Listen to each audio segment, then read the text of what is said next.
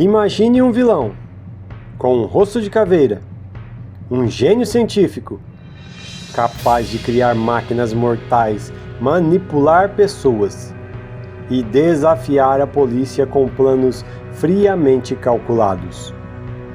Agora, imagine que esse personagem não nasceu nos Estados Unidos, mas sim no Brasil, em 1937.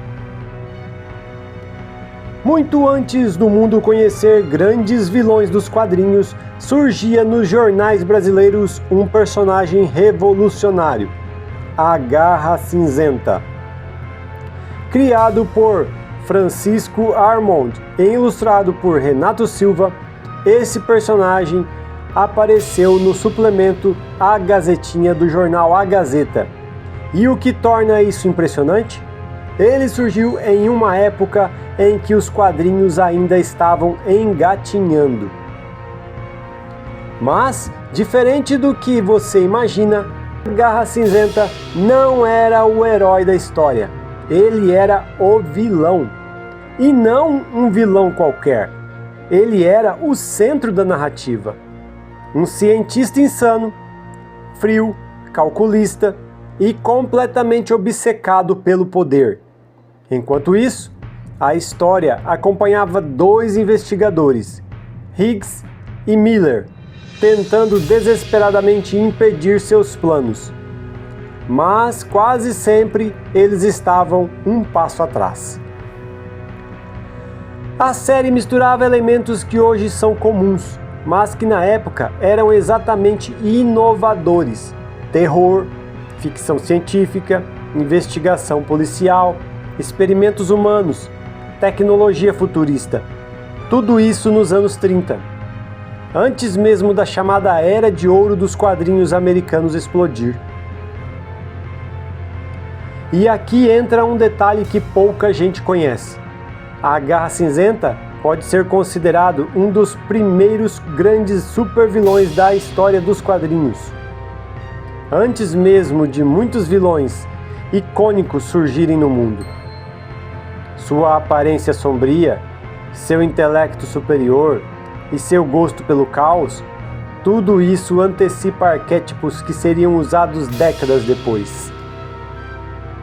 Alguns estudiosos até levantam uma hipótese curiosa, que a obra pode ter influenciado direta ou indiretamente o surgimento de personagens sombrios nos quadrinhos internacionais, incluindo o universo do Batman.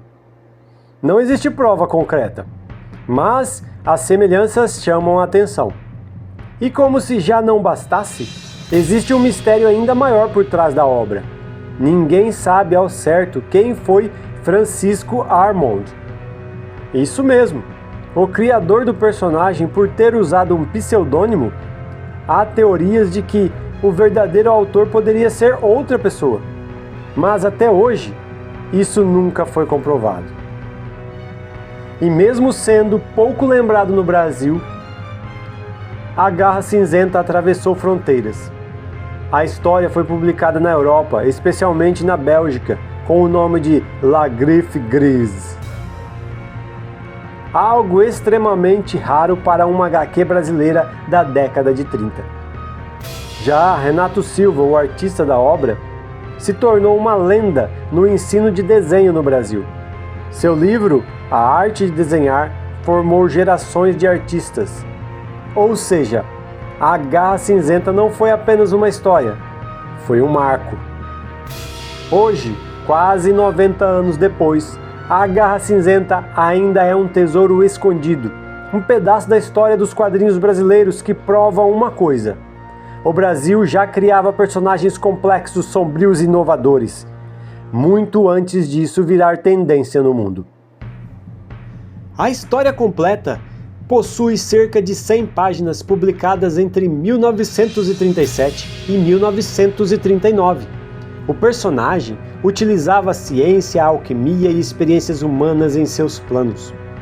Muitos fãs o consideram uma mistura de Lex Luthor, Fantomas e os vilões dos romances pulp dos anos 1930. Em 2011, a obra ganhou uma edição de luxo pela Conrad Editora e voltou a ser publicada em 2024 pela editora Criativo. E agora eu quero saber de você. Você já conhecia a Garra Cinzenta? Acha que ele poderia virar uma série ou filme hoje em dia? Comenta aqui embaixo. Se você curte histórias obscuras, quadrinhos e personagens esquecidos, já se inscreva no canal, porque tem muita coisa incrível que quase ninguém conhece e eu vou te mostrar.